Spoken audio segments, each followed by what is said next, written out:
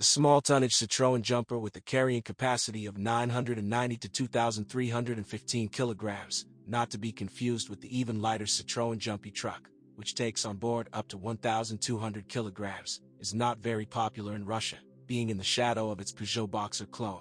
The Lion is ahead of the double chevron by about 4 times.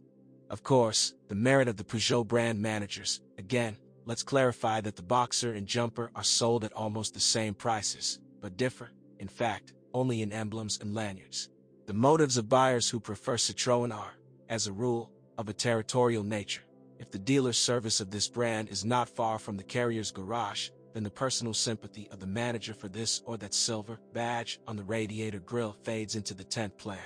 When it comes to a large, 24 or more units, batch of cars, the choice between two brands is determined solely by the human factor, that is, the ability of the seller to stimulate the interest of the buyer, both the legal entity as a whole and its physical representatives. In the secondary market, the quantitative predominance of Peugeot influences the buyer's choice even more strongly. Nevertheless, the latter can be advised not to be lazy to look at ads for both brands. If we are talking about the Central District, where the above cars are mainly concentrated, then 9 out of 10 chances that the specimen found will turn out to be a Lion. But someone will be lucky with the double chevron. The most relevant for commercial use is the third-generation Jumper, which went into series in 2006. Although, based on the name of the model, the third is Jumper 2. Recall that the previous generation was introduced in 1994, when Citroën had already obeyed the global fashion for proper names, and before that its light-duty vehicle had the alphanumeric designation C25. Since 1981, a multi-brand family of light trucks, which also includes the Peugeot Boxer and Fiat Ducato, has been assembled at the Seville sub-plant in the Italian town of Val di Sangro, province of Chieti. Despite the technical identity and common origin, each of the twins has its own WMI code for the VIN number. For example, VF7 is assigned to the Citroën brand. The vast majority of Jumper light vehicles in service in Russia are all-metal cargo vans. Carriers who needed passenger versions and special bodies on the chassis in almost all cases turned to the Peugeot dealer network, which quickly established a centralized chassis equipment with any add-ons. Citroën Jumper is a front-wheel drive, which is especially appreciated by fans of such a scheme. Car with a monocoque body, a transverse engine, McPherson-type front suspension and rack and pinion steering, a typical set of technical solutions tested on millions of cars. But in the rear suspension, small leaf springs familiar to commercial vehicles, based on a beam of a non-driving square section axle.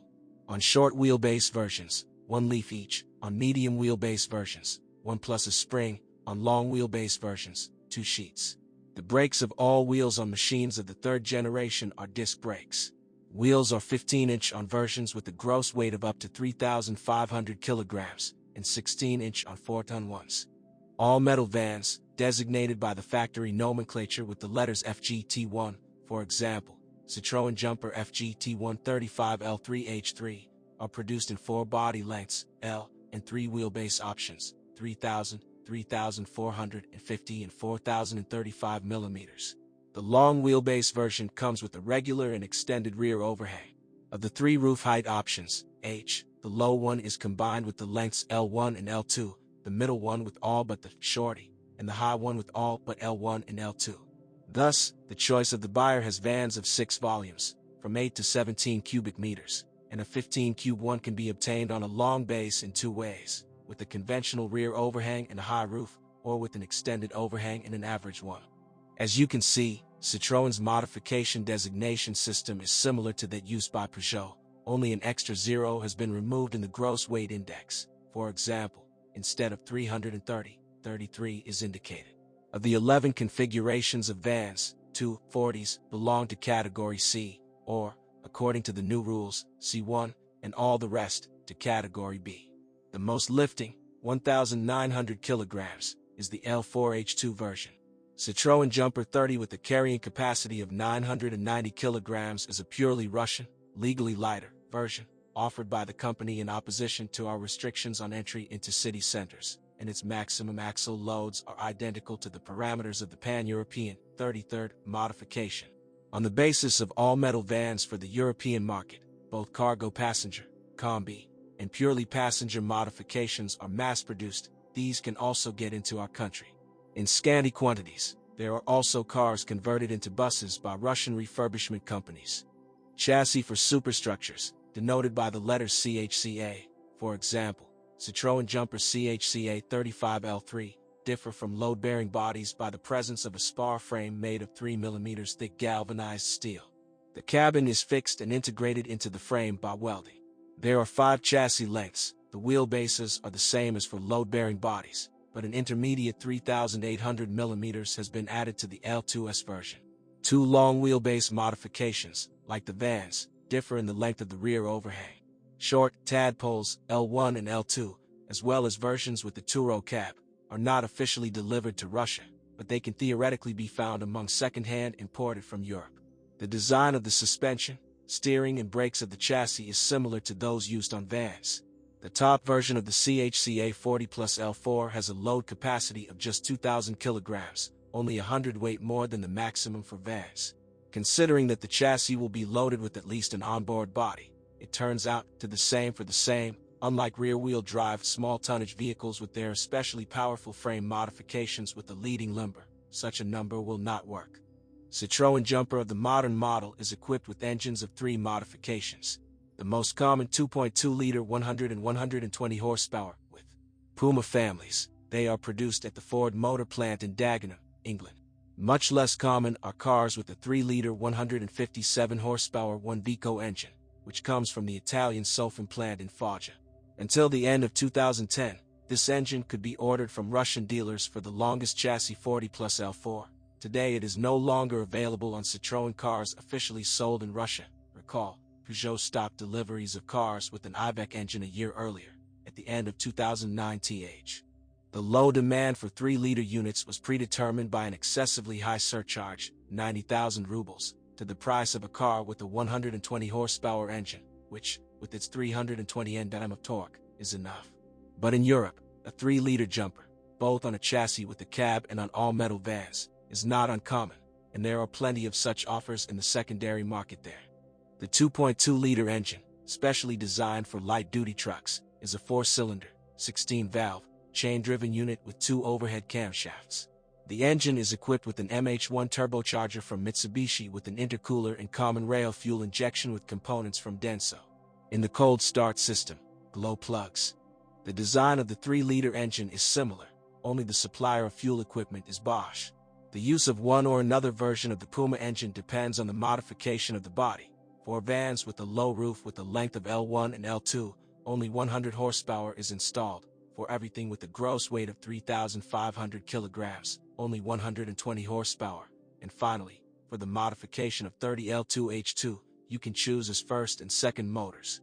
On the chassis, at least 120 liters. Width. There is also a strict binding on the transmission.